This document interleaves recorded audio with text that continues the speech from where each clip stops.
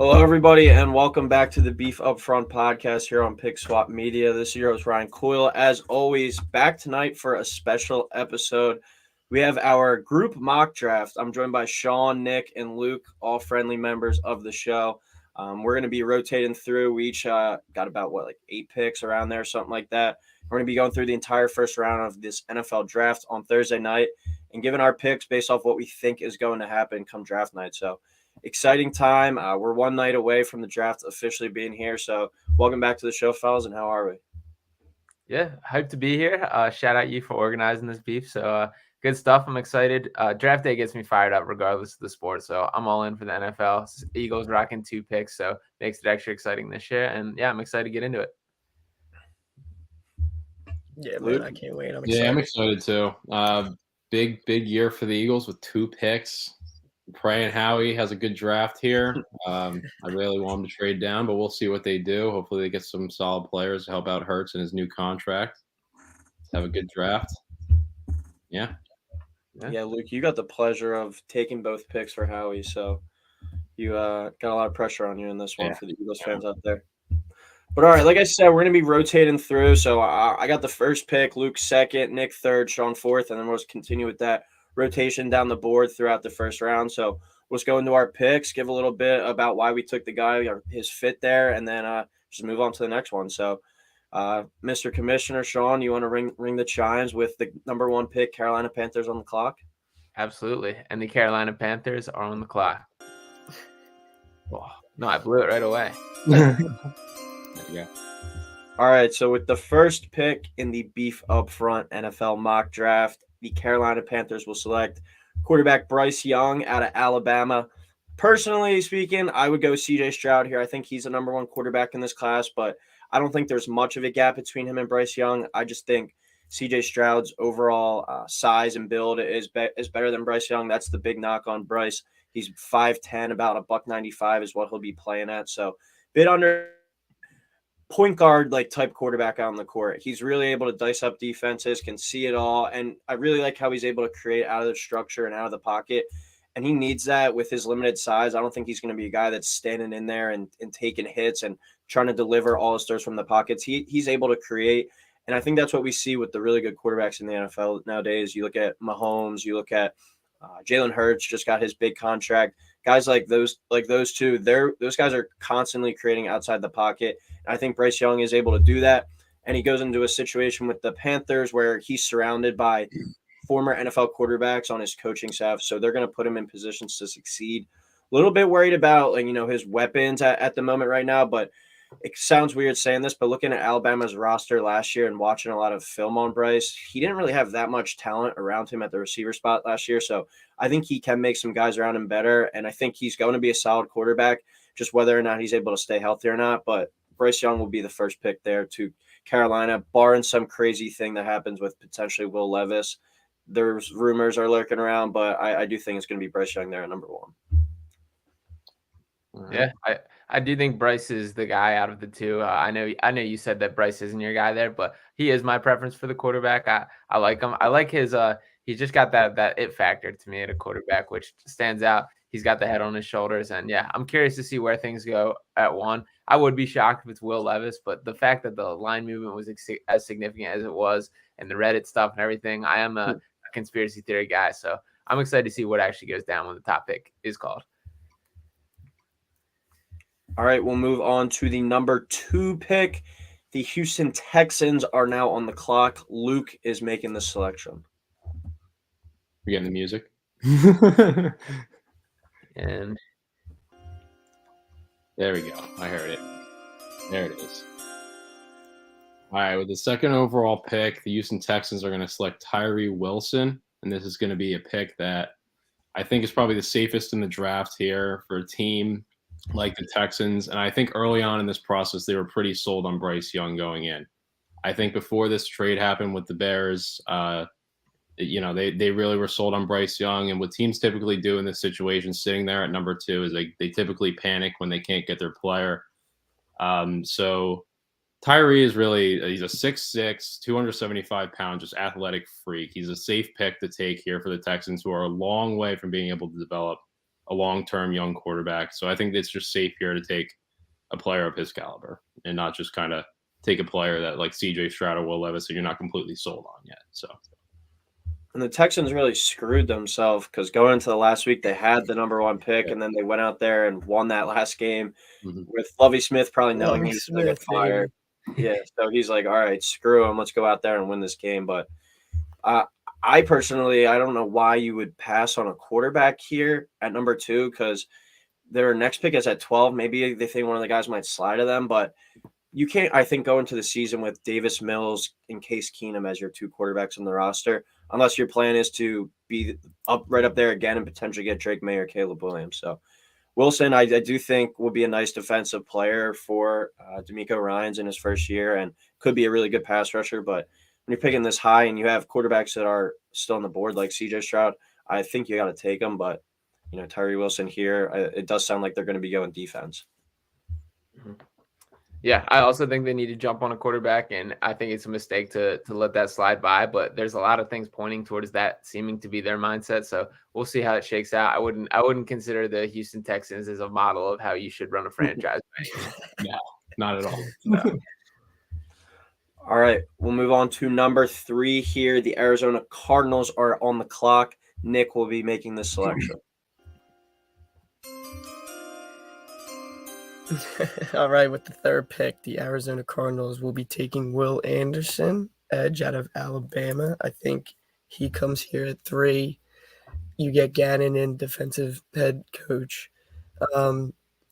He's a player that can really transform a defense. He can go sideline to sideline with anyone, plays with a whistle, relentless motor. His upper body is insane for his size. Really strong hands. I think with the team in the Cardinals just lost J.J. Watt. You don't really have anyone to come off the edge. I think this is a pretty easy pick here for them. Get the best player available on your board. I could also see – I really think they could trade down at this spot depending on who goes to here. Quarterback goes to. Maybe team gets desperate, comes up to 3. But Will Anderson, here's the pick. Cool. I'm curious your thoughts here. I personally like Will Anderson a little bit better than Tyree Wilson. How do you think those two kind of stack up? Yeah, I think Anderson's the guy. Coming into last year, he was the guy that everyone was saying, sit out the year and you'll still be the number 1 pick. He was that good. His production has been insane. And I think the thing with Wilson, he might project better long-term, but when you're the Cardinals, and I think you might be the least talented overall roster in the NFL right now, I think you got to get a safe pick. And I think Will Anderson's that. He's going to, at worst, defend the run at an elite level, and he's going to come in and rush the passer and be like an 8-sack or more type guy, I think, right away. I kind of compare him to like a Khalil Mack. He's not like the most explosive guy, but he's really good at both rushing the passer and defending the run. So I think that would be a great pick, but I'm also in the camp that Nick was saying. I think they might look to trade down. Just say a team like the Raiders wants to go up and get one of these quarterbacks, or even the Colts think someone might get the guy they want. They might want to jump up here to 3. I do think the Cardinals will try to trade back because, like I was saying, poor overall roster right now. They just got to accumulate more talent and more players because it looks like a total rebuild down there, and I wouldn't be surprised if Kyler sat out the whole year. But if they sit and pick here, I do think Will Anderson is the smart pick, and I think he's the number 1 overall prospect in this draft. Yeah, I think a lot gets talked about with like the best player available, but I think he's clearly it. And when you're in the spot that the Cardinals are, which is pretty much in flux right now, I think that's the right call. So I think it'd be a slam dunk if that's their pick at 3. All right, we go on to number 4 now. The Indianapolis Colts on the clock. Sean, you'll be making this selection. Yeah, and this one is an easy one for me. The pick is in. And the Indianapolis Colts will be grabbing CJ Stroud here. Currently their depth chart is looking like a just best collection of Eagles backup quarterbacks. They got Gardner Minshew and Nick Foles as their top 2. Sam Ehlinger still in Foles. So they got to bring in some young blood, a guy that they could seriously look at as a potential long-term piece. I think if Stroud's there at 4, I think they pretty much take, if they can get either Stroud or Bryce Young, depending on how the chips fall, they absolutely jump on that. And yeah, Stroud's the guy for me at this pick. Yeah, if I'm the Colts, I'm running up to the podium to get Stroud here. But he's like, I haven't seen his name like mocked much to the Colts. It seems like they're in the camp of Anthony Richardson or Will Levis more, but you don't really know what to believe. So I think C.J. Stroud around the league. I think it's Bryce Young, C.J. Stroud, 1-2, whatever your preference is. So if that is how it consensusly shakes out, wouldn't be surprised to see this be the pick. But there's a lot of rumors that Stroud might slide because of that poor test that he took, but I don't know how much the teams are really going to be reading into that. Mm-hmm. Yeah, and I've definitely seen more of the Will Levis and Anthony Richardson too, but I feel like if CJ Stroud, if either Stroud or Bryce Young is available, you can't take that big of a swing at this spot in the draft. Like both those guys, I think, are significantly safer, and I get like the high ceiling argument for both Levis and Richardson. Like they have the kind of eye popping flashes, but the tape doesn't lie to some extent, and there's just not the enough good moments there on a consistent basis. So I think you got to take the smart pick at the fourth pick for sure. And I also think both the Panthers and the Colts probably play in like arguably the two worst divisions in the league. Like if you get either Young or Stroud, I think those guys can come in and help you compete for a potential division title as soon as year one. Levis and Richardson are more like long-term projects. So I would love to see Stroud get in there to the Colts. And they do have some nice young players already, like Michael Pittman Jr., Jonathan Taylor. That's a team that's not really that far off. They just haven't been able to get the quarterback locked down the past few years. Mm-hmm. All right. We go on to number 5 now with the Seattle Seahawks, and I will be making this selection. It's a tough one for me. There's a few guys on the board that I think the Seahawks could go with, but I'm going to kind of swing for the fences here and go with Anthony Richardson from Florida, the quarterback. It was between him and Jalen Carter for me, but the Seahawks, when you look at them historically over the past 10 years, they never picked this high.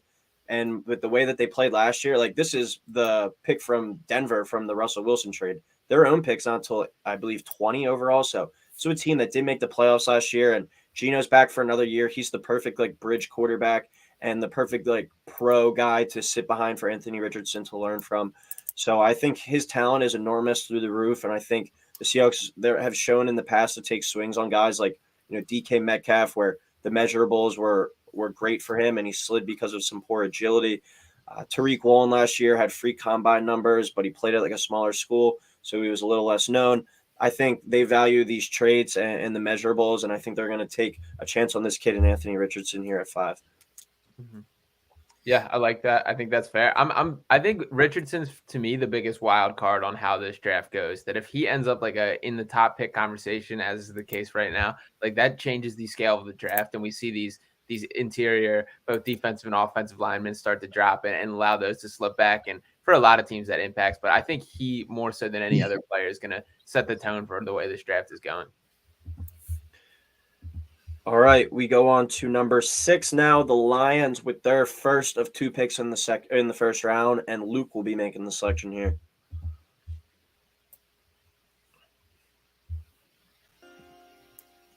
There we go. All right. Oh, there we go. There it is. There we go. All right. Well, first off, Coyle, really like that pick. I talked to you about Anthony Richardson. He's an absolute freak of nature in terms of throwing the football and running. But so for this pick for the Lions, we're going to take Devin Witherspoon. And the reason why the Lions are taking this guy is I think he's the most polished corner in this draft. And this is a team that has struggled in the secondary the past few years. And they're one of the teams right now in this league that I think can definitely make a good playoff push, considering that division has gotten weaker this offseason with the absence of Aaron Rodgers going to the Jets. Bears, we don't know what's going on with them right now. Obviously, with the Justin Fields situation, they have a talented quarterback, but not a lot around him. And then obviously the Vikings, who I think can possibly win that division or probably should be the favorites. But the Lions are going to be making a push this year. So they need to get players that they could come in and start immediately, that can play at a high level. And I think Devin Witherspoon's a really good player for that situation. Yeah, trading Akuda this offseason, that opens a spot at corner. So he's also like what he's been talked about is just like a hard-nosed, like tough player. And I feel like he kind of fits into that program identity that Detroit's been building with Dan Campbell. So like that pick there too. It's a bummer about Okuda too. I kind of like him too. I was surprised to see them give up on him so quickly, and I'm sure there was plenty going on behind the scenes to dictate that. But I still think he's a player. So disappointed that he's not in that Lions game plan. All right, we go on to number 7 now. The Las Vegas Raiders are on the clock, and Nick will be making the selection here. Yep, we're good.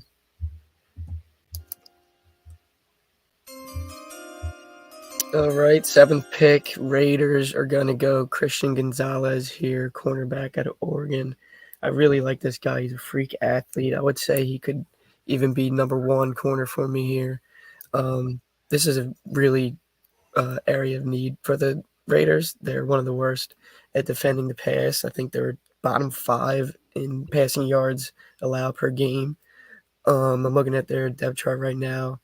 Looking at their cornerbacks, I see Nate Hobbs, Duke Shelley, and David Long as top 3. So this is I could also see them, if the mock goes the way we're having it here, if Jalen Carter drops here, I can see them taking them. But I just think quarterback is more of a need than a defensive lineman here for the Raiders. And when you're in the division of Patrick Mahomes, Exactly, Patty Herbert. and we'll see what Russell Wilson brings to the table this year, you're going to have to defend the pass. Yeah. If you plan on competing at all in the AFC, you're going to have to be able to defend the pass with all the quarterbacks they have. So if they don't go corner here, I could see them also going offensive line.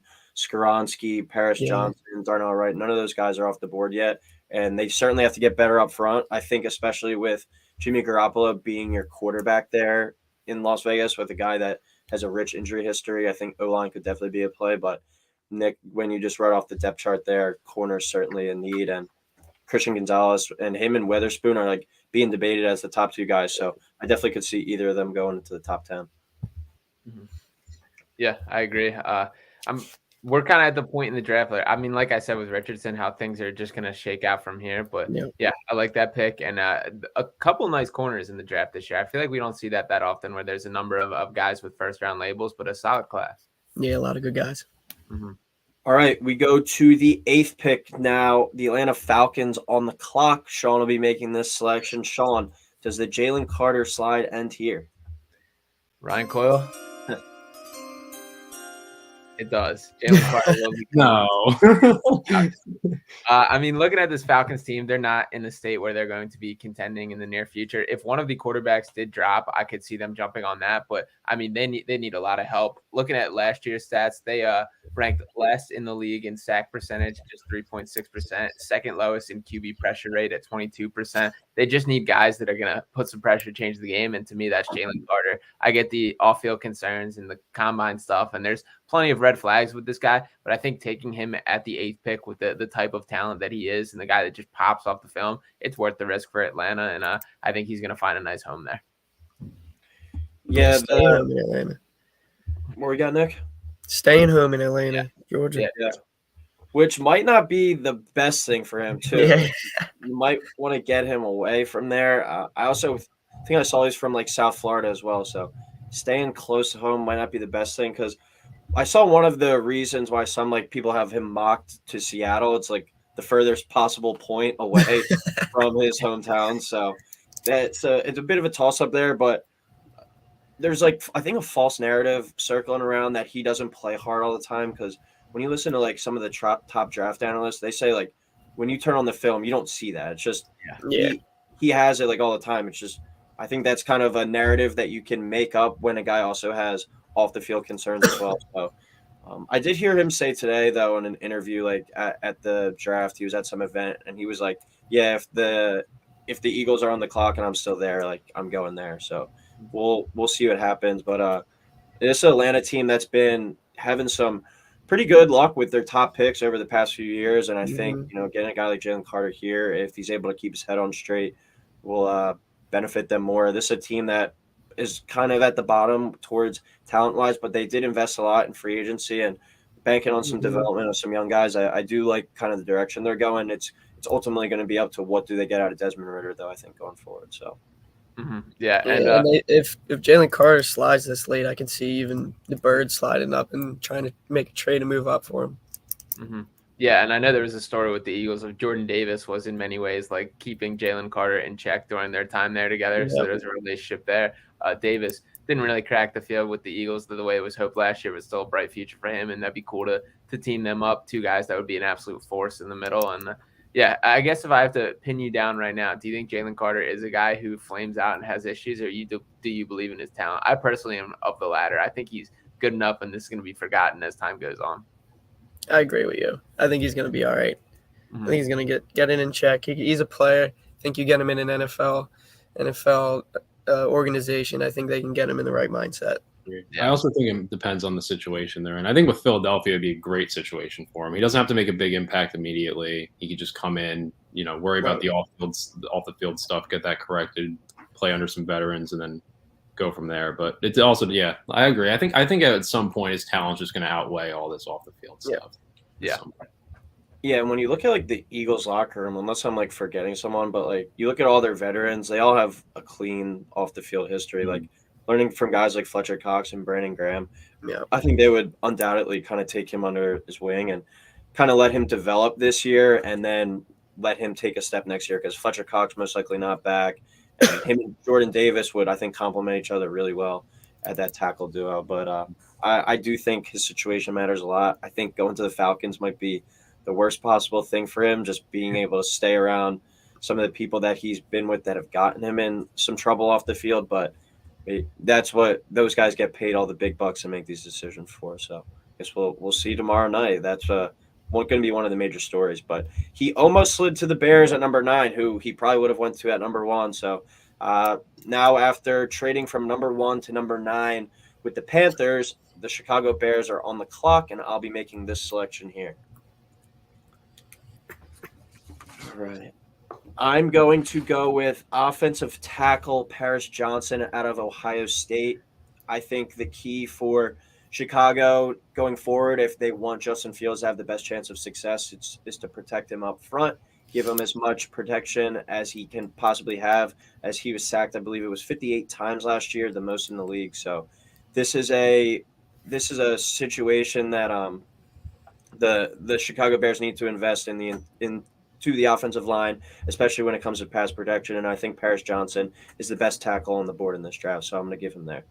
Mm-hmm. He's a guy I wouldn't be surprised if he climbs even higher than that too. Like if he reaches potentially even the 5th or 6th pick in that range. He's a guy who all the reviews as far as interviews and visits and stuff have been pretty rave about. And I think pretty clearly the top offensive tackle in the draft, which is clearly a position of need for teams and one that they think long term when building around. So he's a guy that would be a great pick at 9. I think he'd be terrific for Justin Fields, but I wouldn't be surprised if he's off the board by the time the Bears do pick.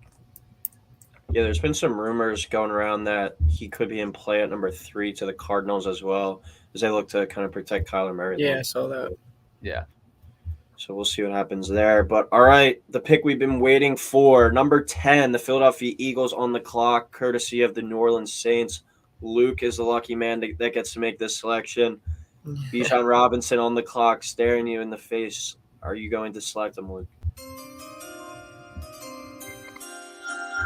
With the 10th pick, I will not be taking Bijan. I'll be taking Peter Skronsky from the Northwestern.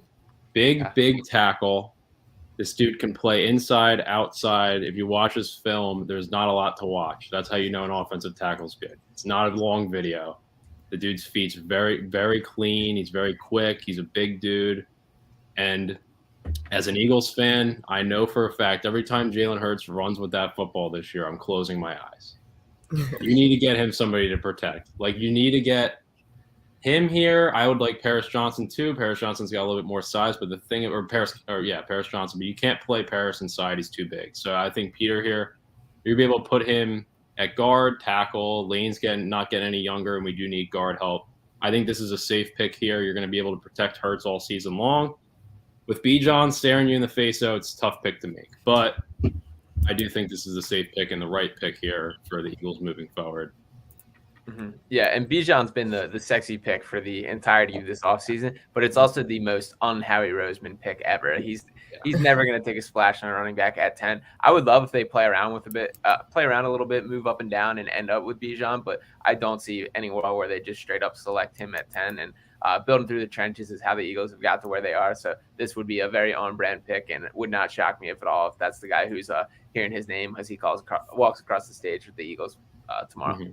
Yeah, and I do think they trade down, but we'll see what happens. Right. Obviously, if you're sitting at pick 10, depending how the draft lines up, depending on how the first 9 picks go. I think they do end up trading down, but if you get a guy here and you can't resist him, I wouldn't be surprised. I'd be happy with it. So. Yeah, the thing with Skaronski is he does have that versatility, Luke, to play up and down the line. He could be the long-term right tackle once Lane Johnson's gone, but probably goes in and starts right away at guard. But at the same time, if the Eagles do view him as an interior lineman, it's going to be kind of hard to pick a guard, I think, this high at number 10, especially when you look at their past history of their guards. Landon Dickerson in the second round, Cam Jurgens in the second round for a center guard. Jason Kelsey all the way back in like the 6th or 7th round whenever he got selected. Unless it's like an offensive tackle, they haven't really taken guys up early in the first round. So I'm intrigued to see what they view him as, because the one thing that his concerns are that his arms are a little short for ideal tackle length. So we'll see how much they value it. I do think the offensive line certainly is going to be in the play here. I'm just intrigued to see what they view him as, like if they do make the pick, what Howie Roseman, Nick Sirianni talk about like his eventual position as. Because if it is a guard, I don't know if they would use a pick that early. So I guess we'll see what happens with that one. All right, we go to 11 now. The Titans are on the clock, and Nick, you will be making this selection. A quarterback still on the board, hasn't got picked. Yeah, I will not be going quarterback here. I'm going to go Broderick Jones here, offensive tackle, Georgia. I mean, this man is a freak athlete for his size, 6'5", 310, ran a 4.9 40, fastest at the combine this year. I mean, this guy is insane athlete for his size, has natural strength, real quick out of his stance, elite hand placement, knows how to control his body for his size. Really smart too, knows how to identify, rushers, spies, moves very well for his size. I mean, I think I look at him like hopefully he could turn into an Andrew Thomas on that side for the Titans. I mean, it is an area of need for them. I'm looking at them. They really got Andre Dillard and Petit Friere, or however you say that. But other than that, they really don't have anyone. So I think you lock in hopefully your all-pro tackle for the next couple of years. Mm-hmm. Yeah, you can never go wrong building through the trenches and adding weight to that. So I like that. That actually stole my pick for the next pick. So I feel like I'm in full fantasy football mode right now. But yeah, I could see that going off the board. And I wouldn't be surprised if there's even a run of some offensive linemen or just interior offensive and defensive linemen. That's another way where I could see this draft going, is teams start jumping on that kind of value. Yeah, I like a lot of these offensive linemen this year. Yeah. Yeah, and I think with the bully kind of identity that Tennessee has with them, with that run first mentality with Derrick Henry, you're always going to want to have that good offensive line up front, and that's certainly a hole on the team, I think, right now. I would be surprised if Will Levis was sitting here if he was in play with Ryan Tannehill only having one more year left on his contract. Right. I also do think the Titans are a team that if CJ Stroud does make it to 3 where the Cardinals are, I could see them maybe trying to trade up and go up to number 3 there and potentially get in him. First year GM, Vrabel is locked in as head coach for the foreseeable future there, but we could see them potentially try and get their guy to pair together long term. So we'll see, I guess, what happens there. But the Titans are another team that could go a multitude of directions, I think. Mm-hmm. All right, we go to number 12 now. The Texans making their second selection of the first round. Sean on the clock. Luke already took Tyree Wilson, the defensive end out of Texas Tech, there to Houston. So the other team in the market for a quarterback. Does Sean pull the trigger here? Yeah, I thought about it. I did want to go Broderick Jones there. I did want to beef up the offensive line. I do think I'm going to throw guys off a little bit, and I will be taking Jackson Smith and Jigba here. And a guy who, again, I could see the Texans going a number of different ways. I think edge and quarterback are probably their 2 biggest need. They addressed edge early on by grabbing Tyree Wilson. I think people are going to forget how good Jackson Smith and Jigba is in this draft. I mean, a guy who was just bothered with hamstring issues this year, played just 3 games, had 5 total catches. But you look at his tape from the season before, and it absolutely pops. And at the combine, he looked terrific. He was cutting. As long as all the injury concerns are checked out, and I'm sure teams have more than done their homework on what he's looking like. And frankly, hamstrings are something that lingered, but it's not something that like would bother the like long-term career for a guy. As long as you can deal with that and get it 100%, they're good. And for a player as young as he is and as talented as he is, looking at the Texans depth chart for wide receivers right now, I mean, we're talking Robert Woods, John Mechie III, Nico Collins, Noah Brown. They need somebody to get excited about, somebody to add a little juice to that one. I wouldn't be surprised if they're in play for Hendon Hooker in potentially in the later round, but I don't think they go Will Levis this high, and I think adding a legitimate top-tier wide receiver would be huge for them. Yeah, I think Smith-Njigba is a guy who could come in like right away next year and have 80 to 90 catches, especially with the depth chart you were talking about, because he's just a great route runner and getting open. That performance that he had 2 years ago against Utah in the Rose Bowl, when like the receivers in front of him sat out, was just insane, and was just like you thought it was something to come this year, and then he obviously struggled with that hamstring injury throughout the season. But it would be the perfect solution, I think, if they just take Stroud at 2 and then Smith-Njigba there at 12 and let those two go roll it out. But it feels like they're overcomplicating things. If I'm a Texans fan or if I'm a Texans front office and I'm able to walk away with those two, I'd be doing backflips. But it looks like they might be having different ideas, but I do love the Smith-Njigba pick here. All right, we go on to number 13 now. The Packers on the clock. This is virtue of the Aaron Rodgers trade the other day. They were 15. They've swapped up to 13 now. I'll be making the selection here. Quite a few guys I think the Packers could go with. I think they could go receiver. I don't know if there's one this high I would like. So I'm actually going to give them Nolan Smith, the edge rusher out of Georgia. I think he's like a Hassan Reddick type, where he's a extremely athletic edge rusher. Sure needs to put on some weight, and the Packers were also really bad at defending the run last year, so they might look for more of a guy like Myles Murphy, who I think is more of a stout run defender right now and could still rush the passer in the meantime. But I think Nolan Smith has a really high ceiling, and I think going forward, he viewed as potentially the best pass rusher in this class.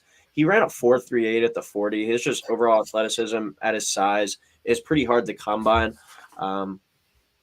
6'2", 238, and he's running a 4.38. He's a robot.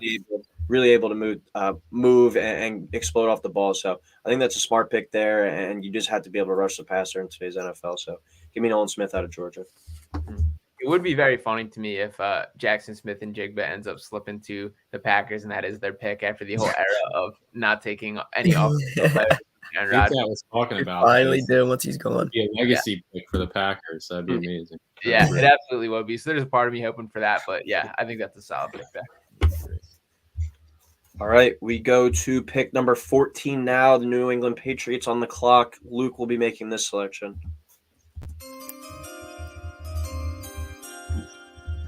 All right, it's the New England Patriots at pick number 14. I have them taking Dalton Kincaid, tight end out of Utah. This is going to be interesting. No one will actually correctly predict what Bill Belichick's going to do in an NFL draft. It will never happen. But this is a team, I think, where Belichick's pretty sold on Mac Jones. I know there's some rumors going on that maybe he's not, and that they're going to move on from him. But we all know Bill Belichick doesn't like his rookie QBs, and even if there's one sitting here, he's not taking them. I think they're going to go get a guy like Dalton Kincaid, who I've watched the tape on. Looks eerily similar to the way Zach Ertz plays. Same thing, not a big run after catch guy, sure-handed. He can play outside at receiver. He can line up a receiver. He can line up a tight end.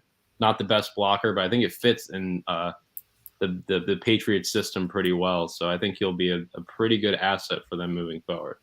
Mm-hmm.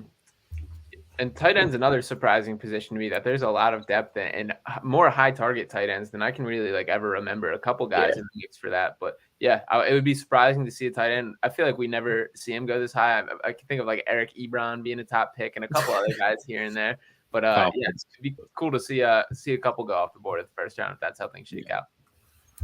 Yeah, I think nobody likes to play two tight ends more than Bill Belichick either, so you could see that. They also did bring in Mike Gesicki this offseason, but Gesicki doesn't really even line up inside or on the line anymore. He's mainly just a flex type player. So I think Hunter Henry's still there too. So they'd have quite a few options at tight end, but Hunter Henry hasn't really worked out that well. And I am a big fan of Kincaid, and I have heard the comparisons to like a Zach Ertz, like you were saying, Luke, and also kind of a poor man's Travis Kelce. So if you're able to get, somewhere in between the two of those, I think the Patriots would be pretty happy, as well as Mac Jones. So also could see him going receiver here and just getting like a true outside guy. Yep. All right, we go to number 15 now. The New York Jets on the clock. Nick will be making the selection. As I said, they were the 13th pick. They've slid down to 15 here after just acquiring Aaron Rodgers the other day. So, Nick, will you be taking a receiver in the first round for Aaron Rodgers? I will not be. I will be if you want to play the music, I don't know if I want to step on your toes here. Yep. All right. I will be taking tackle Darnell Wright to protect him. They go out, they get their guy. They need someone else on the edge to pair with Becton. Becton also has been banged up a couple times. This man, 6'5", 330. He's huge. Long arms, can handle double teams, combo blocks, he's smart enough to pick up that. I noticed a lot of his footwork and mechanics improved from 2021 to 2022. So showing improvement is a good sign. He knows how to learn. I think this team here with the Jets, you just went out, you got your franchise quarterback, you got the guy that you want. Now you gotta protect him, keep him off his back. And that's really been Aaron Rodgers' thing. He's been hurt. He's had those foot issues. You get a guy like Wright here who can protect him, keep him off his back. I think the Jets could go a long way with that. I'm very excited to see this Jets team actually take the field. Like, as much as it's been talked about literally this entire offseason, the Aaron Rodgers coming there, all that, like, I still just can't quite wrap my mind around it. And I'm curious that defense was the real deal last year. They have pieces in place. If they can actually take that leap as like a true contending or at least playoff team, that'd be something. And in theory, they're absolutely there, but I'm just excited to actually see it. Yeah, me too. Yeah, and this front office has shown, like, I think with picking an offensive lineman here, with Mekhi Becton still there, you don't know what to get from them. You've seen this Jets front office pivot really quickly off of a guy with, going from Zach Wilson after 2 years to Aaron Rodgers. They could do the same thing with Mekhi Becton to a guy like Darnell right here. I have no complaints about that pick. Potentially another receiver. They did trade Elijah Moore. They have Garrett Wilson and Corey Davis there. Might want to get a third guy or potentially a tight end, but protecting Aaron Rodgers and keeping him upright, because he's not going to be running around like he used to as much anymore. I think he's going to be more of a stationary kind of pocket quarterback. So definitely could see that pick there with Darnell Wright. Yep. Don't forget they got Alan Lazard too, Cyclone legend. They did pick up Lazard. I forgot about that. And they got that chemistry. Breece Hall coming back as well. Yep. All right. And then I'll slide to 16. Before I get to that, I do want to hop on a couple comments here. Shout out Sixers fan 229 for the love for the sound effect there. That makes me feel good for sure. It gets me hyped. This almost feels like a fantasy football draft. Love that. I kind of feel like I'm in it as a fantasy football draft, so yeah. I'm hyped for it too. What do we think about this? Because Zay Flowers is Liam. I have heard Zay Flowers could be the first receiver off the board as well. There's been more and more of that coming out. Not the biggest name just because he comes from Boston College, but an explosive guy. I think he'd be a nice number 2 piece somewhere. Yeah, great route. Really. The Packers could be a good fit for him as well. Mm-hmm. And then you guys gotta do this for the NBA draft from Nick Curcio here, and some more love for the sound effects. So love to hear that. And then so on the board for the 16th pick here, I'm representing the Washington Commanders. And I'll be taking Joey Porter Jr. out of Penn State there. Their pass defense last year is absolutely brutal. The Commanders got a lot of holes to fill. They're another team that it wouldn't shock me if they try and get in the quarterback market. I don't know if Sam Howell is the guy, is publicly saying that to be the case, but you got to build their defense. They got to help with the pass D specifically, and I think Joey Porter Jr. is the best cornerback on the board with the other guys that are already off. Yeah, when you just look in the division, you have to play Jalen Hurts and his receivers twice a year, Dak and his improved receiving core, and developing Daniel Jones. We'll see what the Giants do, but in the division alone, you're going to have to stop some pretty good receivers. So corner, I think, is definitely a spot in need. I would be intrigued to see what they're going to do with the quarterback, but Sam Howell, whatever it was 2 years ago, was viewed as kind of a number 1, number 2 projected overall pick. Let's give him a full year, I guess, and see what he has as an NFL quarterback. I think that's what the Commanders' mindset is going into this season. Mhm. All right, we go to the Steelers now at 17. I think they could go, quite a few ways. I'll be making this pick. I think corner is certainly an area of need for them. I think they could get edge rusher. I think offensive tackle could be a play. But there is a corner that has been rising, and I'm going to go with him here, Deontay Banks out of Maryland. A pretty hard-nosed, tough corner. I think he kind of fits the Steelers' mantra. And in a division where you have Deshaun Watson, potentially Lamar Jackson back, and Joe Burrow, you have to be able to defend the pass. And the Steelers have shown the willingness to take corners high early in the draft. So give me Deontay Banks out of Maryland to the Pittsburgh Steelers here at 17. Yeah, solid. And I do want to jump in on our Jets topic of conversation here. We did kind of brush on it, but I think this is a good question from Alec here. Are the Jets legitimate Super Bowl contenders with the Rodgers trade and recent signings? I'm kind of the mindset, like I mentioned, like I need to see it. Like I'm not going to believe it until I see it. And in theory, it's absolutely there. The defense was the real deal last year. Aaron Rodgers still has to have something left in the tank, but I got to see it to believe it, specifically with this organization and this team. Oh, Yeah, especially you got to remember, we're calling the too. Jets Super Bowl contenders. Yeah. I don't think we've said that in our lifetimes. Yeah. And I can somehow bring this back to the Sixers, but everyone's like, "Oh, everything's setting up for them to go to the finals now." It's one of those things where I have to see it to believe it, and I'm not going to say that. I'm not even going to take the Jets probably to make the playoffs until they actually do it. Like, and the division's no cupcake. I mean, I'm not the biggest fan of the Bills, but still, they've been one of the highest or the class of the AFC in the past few years.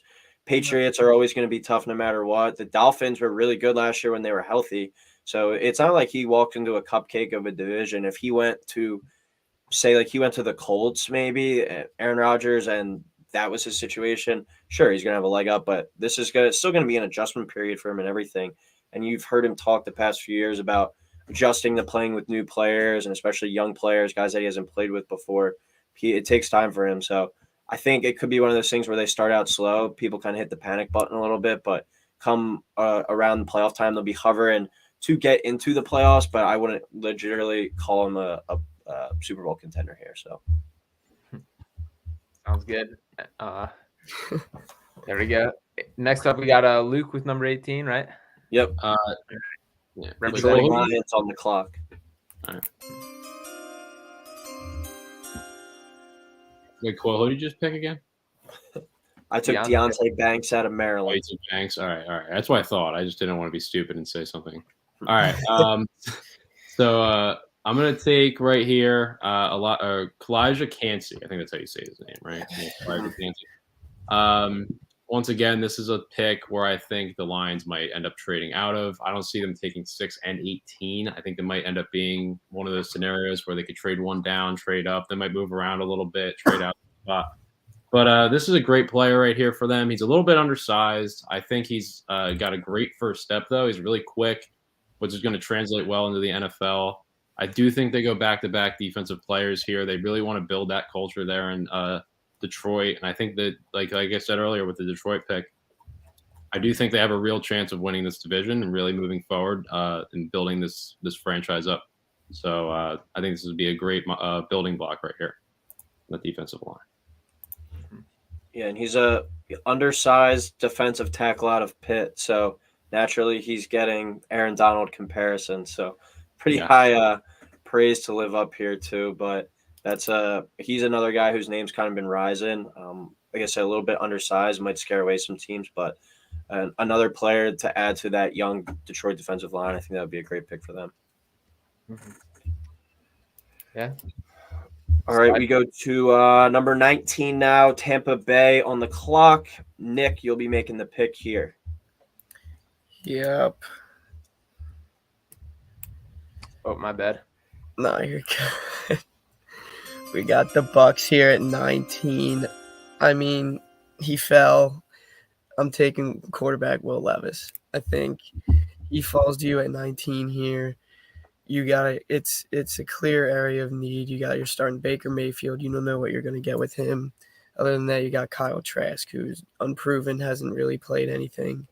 You take a guy here, 6'4", 230, has elite arm talent. I mean, he's an NFL body frame. I do think, like Coyle said in his breakdown of him, he really does remind me of Carson Wentz, which doesn't. I don't want to say that as an Eagle fan, but he makes plays similar to Carson Wentz. But I think an area of need, he slides to you at 19. I think you can't pass on him here. Yeah, makes sense. And we're at the value part of the draft for sure of the guys that slide, and it's pretty open ended. That's where I'm looking for the next pick as well. So I like that pick. The risk reward not nearly as significant. I feel like at this stage of the draft versus if you're reaching for Levis or one of those top picks when the top guys have gone. Not that the bust potential isn't still in there, and I think he's one of the more volatile, high ceiling, low floor kind of guys, especially. But you can feel a little better about it, him going off the 19th pick versus kind of selling your soul that this is the guy. Yeah. I can also see him taking a shot in the dark on Bijan.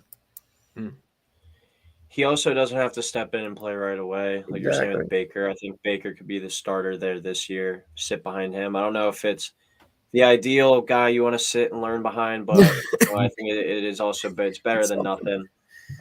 And kind of see, because the Bucs still do have some really good offensive weapons to work with. So if he does get thrown into some action, it's not like he is going to Texans where he has nothing in front of him. So I could certainly see this pick being here, and I also could see maybe a team like if he does slide to like 14 or 15 range, if like the Bucs really like him. Maybe if the Seahawks don't go quarterback, or if the Vikings, I had him in my mock draft going to the Vikings, I could see a team maybe trading up for him as well. Right. All right, we go to number 20 now. 11 more picks to go. The Seahawks on the clock with their second pick of the first round. Their first pick, I had them taking Anthony Richardson, so they got their quarterback. Sean, you'll be making this selection. Yeah, as I mentioned, the value kind of portion of the draft, I'm taking Myles Murphy here. I think if he reaches number 20, that's probably the biggest steal to this point. I think he's right up there with the top pass rushers in this draft class, and I would be surprised if he makes it this far. I think the Seahawks could use some more beef up front there to add some, a little more toughness to him, and I think Myles Murphy's the guy. So I think he can step in and play day one, and that's a great pick for them at 20. Yeah, I think no complaints there. My two picks for them at number 5 was between Anthony Richardson and Jalen Carter. I do think the defensive line needs some work, so Myles Murphy I think would be a good fit in there. All right, we go to number 21 now. The Los Angeles Chargers on the clock, and a top 5 talent in the draft is still on the board, and I think his slide's going to end here. I'm going to go with Bijan Robinson to the Chargers. Austin Eckler this offseason did request, like a raise, a restructure of the contract, an extension, whatever you want to call it. You look at his deal, even if the Chargers don't trade him or restructure his deal, he is a free agent after the 2023 season. You can still have him on the team this year, and these two guys can work hand in hand together. You make Bijan more of the full-time running back and Austin Eckler as more of the pass-catching guy, or you go out and trade Austin Eckler for like a mid-round pick. I do think Bijan Robinson could be the long-term pairing with Justin Herbert, because you look at Austin Eckler's track record, he does get hurt time to time, but just imagine an offense with Herbert, Bijan Robinson, Mike Williams, Keenan Allen all out there. I think it would be really hard to stop. I also was considering tight end Michael Mayer here out of Notre Dame. I think that could be a good fit as well, but I think if Robinson slides here, I think the Chargers team that is proven to take like best player on the board throughout Tom Telesco's time as the GM, I think it would make too much sense to miss on. So give me Bijan Robinson to the Chargers at 21. Yeah, he's the mystery man and the sexy pick for everyone in this round 1. So I'm curious to see where Bijan goes. I think there's going to be one team that pictures him as their guy and goes out and gets him, whether it's trading up, trading back, just making sure they land him. I know the Cowboys have interest. The Eagles obviously have been talked about a ton. I'm very excited to see where Bijan lands, and at this point, I have a ton of hype surrounding him, so I'm excited to see him on the field. Yeah, I've seen some as high as 8 to the Falcons he goes. So he could go that high, or I could see him slide all the way down just because teams don't really value the running back spot as well. So he is, like you said, Sean, I think one of the biggest mysteries of this draft. Mm-hmm. All right, we go to number 22 now with the Baltimore Ravens on the clock still. Don't have Lamar Jackson under contract. We'll see how that impacts this pick here, but Luke, you'll be making the selection. All right, with this pick, I am personally a believer in all of these rumors going around that Lamar Jackson will be traded tomorrow. I think that's the one that I believe is going to actually happen. I will make this pick in the sake saying he doesn't get traded. And if he doesn't, then this pick, I'm going to take Quentin Johnson, wide receiver out of TCU. Nice. This is a guy here. If he slides to 22, you better be dancing in the war room because this is a big 6 foot. This dude's a big 6 foot, best vertical threat in this draft. He averaged in college, I think, something near 20 yards per catch, which is something insane out of a 6'5" guy. Doesn't really have the speed, but he has the hands. He's kind of similar to like a Mike Evans build, if you would say. Somebody that really Lamar Jackson hasn't been able to throw to his entire career. He's been thrown to mainly smaller speedster guys like Marquise Brown, guys like that. So I think kind of getting him a player like Quentin Johnson here is definitely a big plus for the Ravens and helps keeping him and getting him signed to a new contract too. So yeah, the Lamar thing's been so bizarre this whole offseason and crazy that there's no resolution still. It's also even crazier. Like Hollywood Brown's the best wide receiver Lamar Jackson's ever had by like a pretty significant margin. Like and Hollywood Brown, he's fine. Like he's okay, but he's no like standout wide receiver. He's nobody that people are knocking down their doors to get. So I do feel a little bad for Lamar in that case. And I do hope he gets back on the field for the Ravens. I want to see that resolved, and I want to see Lamar play. So I hope that gets settled. Yeah, I'm interested to see what they do. I think they could go in a couple different directions. But as you were saying, Sean, they just haven't been able to get the wide receiver position right at all. So even if they do get a guy like Quentin Johnson, I don't know if he's going to work out there. I don't know if it's the passing game, the concepts that they're on, but they haven't been able to get the receiver spot right. So I think they do have to hit on one of these guys. They just threw Odell a bag too, coming off basically a whole year where he didn't play, and they made him like one of the top 15 paid receivers in football this season, I think, something like that. So pretty crazy, but a lot to work out there still in Baltimore. But maybe Quentin Johnson's one of the missing pieces to the puzzle. Mm-hmm. All right, we go to 23 now. The Minnesota Vikings on the clock. Nick will be making this selection. Yep.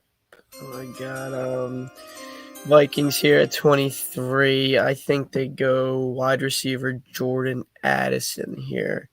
5'11", 175. I know a lot of guys like Zay Flowers over him.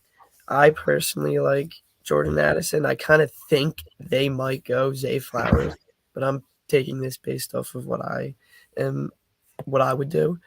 I really like this Jordan Addison. He plays a lot faster than his 40 time, which didn't really impress a lot of people, which is kind of going to be his knock.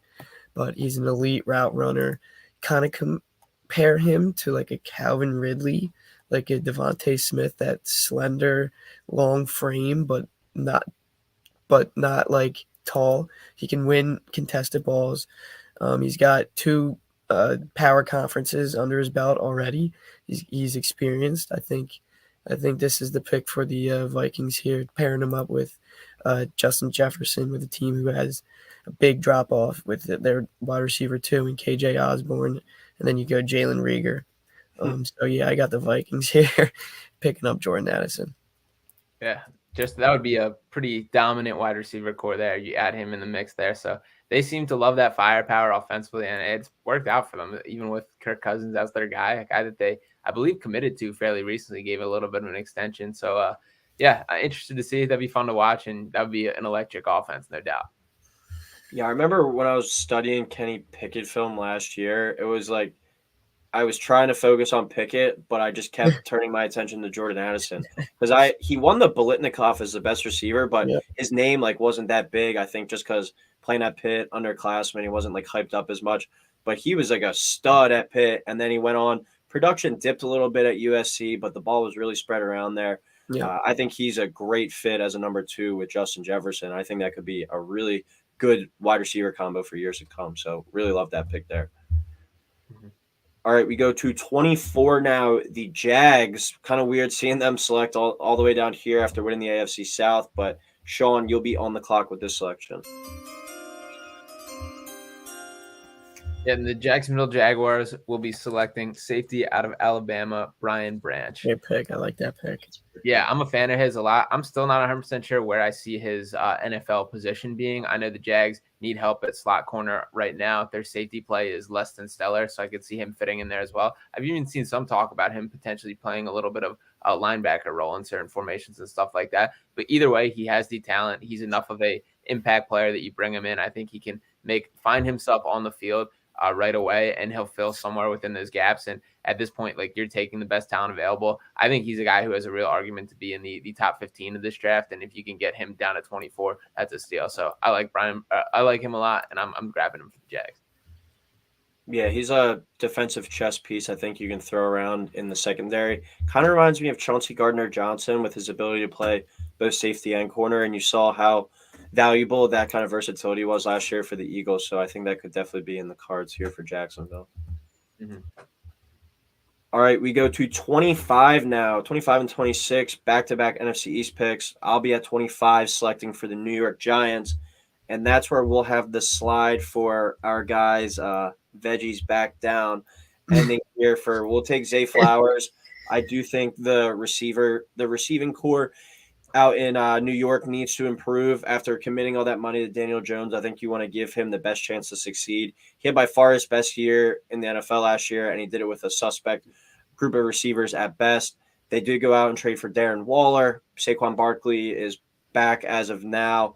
But outside of that, not really many dangerous playmakers or game changers, I think, on that Giants offense. I think Zay Flowers is the potential explosive piece that they could be missing to help them kind of take that next jump after getting blown out by the Eagles in the playoffs. You kind of saw the limitations of that offense when the Eagles were putting up some points. They weren't able to, when they weren't running the ball 30 times or 25 times and having control of the game, that's where they struggled. And you saw that in that Eagles game. So I think adding an explosive receiver like Zay Flowers here would be the way to go.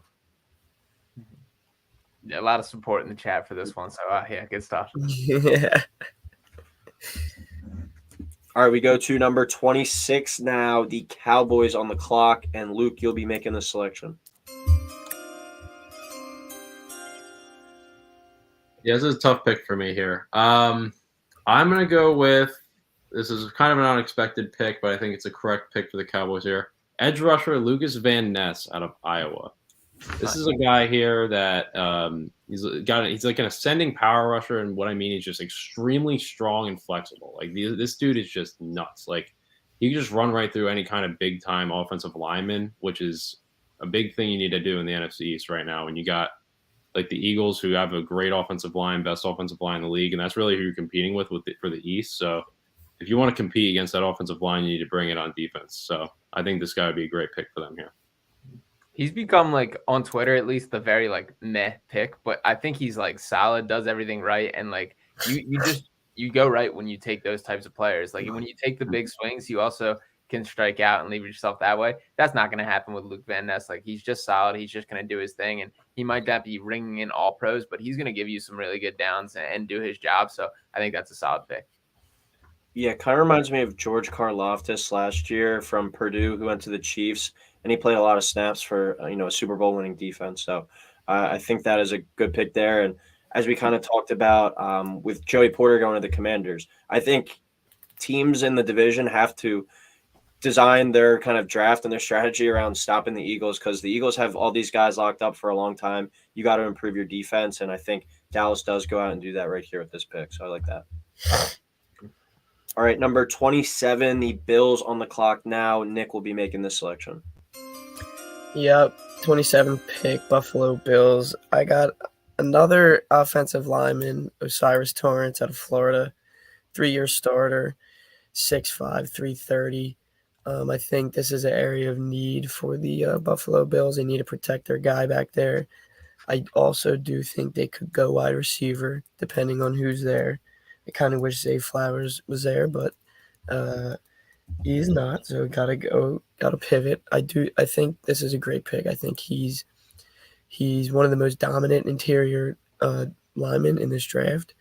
I think I read that he was penalty free in 2022. I don't know how accurate that is, but And I also read that he didn't allow a sack in his career at Florida. That's according to NFL.com. Don't know how accurate that is again, but just those two stats alone, I mean, that's insane. Really athletic for 6'5", 330, wide, big body, can create a lot of space and power out of his stance. I think he can come into this Bills team, immediately make an impact for him. I would keep an eye out here on Jahmyr Gibbs out of Alabama, the running back as well. I know a few years ago they wanted Travis Etienne, and that is a player that kind of reminds me of him. So I would say keep an eye out on that. And also, my one takeaway from this mock draft is Zay Flowers is going to wind up being like the biggest bust. Yeah, there's no doubt. All right, a few more picks. We got 4 left. We go to the AFC North here with the Bengals selecting at 28. And Sean, you are on the clock. Yeah, my final pick in this draft. You stole my thunder once again with the Osiris pick there. Pretty much my mindset with this Bengals pick is the best offensive lineman on the board. They just got to protect Joe Burrow better. He ended up getting caught in the lead, but for most of the season, he was the most sacked quarterback across. There's way too much time where he's running for his life. We know he had the ACL issue when he first came in the league. You got to protect that guy. So I'm reaching down my list a little bit, and I'm going to take where'd he go? Anton Harrison out of Oklahoma as the next best offensive lineman that I have. Yeah, I think you just get whatever the biggest body and biggest legitimate offensive line guy that you can get in front of Joe Burrow is my take for this pick, and that's what I think the Cincinnati mindset should be late in the first round. Yeah, I think protecting him or potentially adding a tight end. You still have Michael Mayer from Notre Dame, and you also have Darnell Washington from Georgia still on the board. He's like viewed as like a 6th lineman who's like working as a receiver right now. Still, like he's like I think 6'7". He's like 6'7", like almost like 280 pounds or something. He can really move. 6'7", 264 pounds. So if you add him as like a 6 blocking lineman as he develops a receiver, I could see that as play as well. But like you said, Sean, keeping Joe Burrow healthy and upright, it's got to be their main concern, especially since he's about to get his big contract extension, most likely before next season starts. So certainly can't go wrong with that pick there either. You don't got faith in your boy Irv Smith Jr. as their starting tight end? He can't stay healthy, man. He always gets hurt. He did have a touchdown late in the season. I remember I was hype about. All right, number 29. The Saints are on the clock. I'll be making my final selection. This is from the Broncos, from the 49ers. This pick was traded around a few times, but this is the result of the Sean Payton trade. I think the Saints could go a few different directions here, but I'm going to go with Brian Brissett, defensive lineman. I've shown the affinity to invest in the trenches over the past few years, and also take some guys that I'm not going to say are off the radar, but are a bit peculiar picks. A few years ago, they traded up for like Marcus Davenport. They took Peyton Turner out of Houston a couple years back, who no one really heard of. Brissett was the number 1 pick or the number 1 recruit coming out of high school. He's out of like Maryland, and he went down. He had a good start to his career at Clemson. He's kind of battled some injuries since. I do think stopping the run is an area that needs to be improved, and just improving that defensive line. And I think there's a talented guy that's just had some health concerns. So if they're able to get him on the field and healthy, I think he'll be pan out and kind of look like a steal here down at number 29. Yeah, I like that as well. I think you nailed it with that one. So good stuff. All right, number 30, the Eagles are on the clock with their 2nd pick of the first round. Luke will be making this selection again. You took my pick, Coyle. But no, so we're going to go here with the Eagles' last pick. Again, I think this could completely change depending on what we do with our first pick, but I'm going to go with edge rusher Will McDonald out of Iowa State. Your Cyclone. Your Cyclones. This guy, I do like his film a lot. Doesn't really jump off the screen, doesn't do anything special, but he gets the job done. And like I said earlier with our last pick with the tackle, he doesn't have to come in and be an impact player early. He gets to sit behind a few veteran guys, learn from them, and then come in and kind of build that defensive and offensive lineup from the draft. And that's kind of how you build a great franchise. So I think this is a good building block here as well for the future. Just kind of going that route with the Eagles.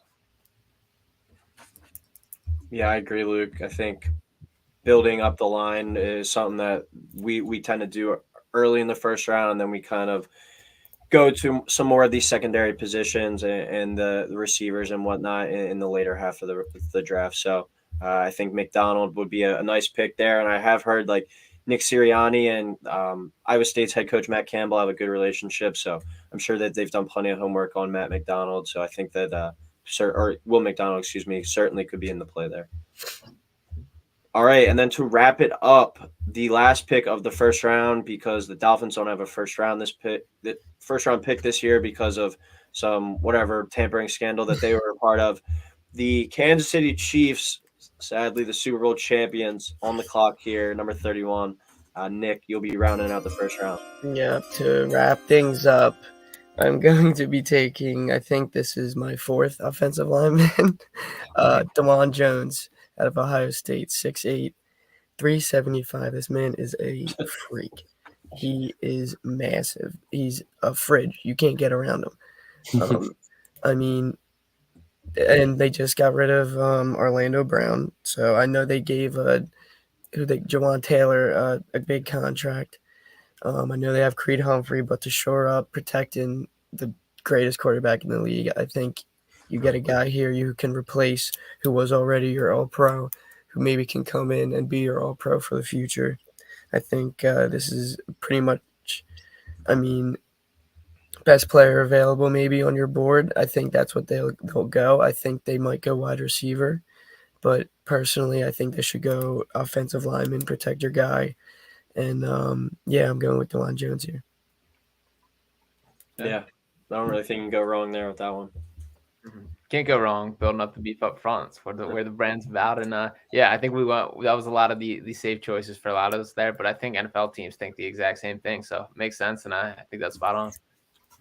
Yeah, so just before we wrap it up, some of the guys that didn't go that are, being circled as a potential first round: Jahmyr Gibbs, running back out of Alabama; Michael Mayer, tight end out of Notre Dame; Hendon Hooker, quarterback out of Tennessee, fell; Emmanuel Forbes, corner out of Mississippi State; Darnell Washington, tight end out of Georgia. There's quite a few names, and I think that's the biggest thing about this draft. There's not like a consensus like top 20. I think anywhere from like the top 5 guys, I feel like most top 5s are pretty similar, but from there to like 50, I think it's pretty arguable. And I think we're going to see a lot of disparity. Like there's definitely going to be some guys that we didn't even name or that we did name that fall out of the first round completely. Right. So it's going to be a fascinating watch tomorrow night for sure.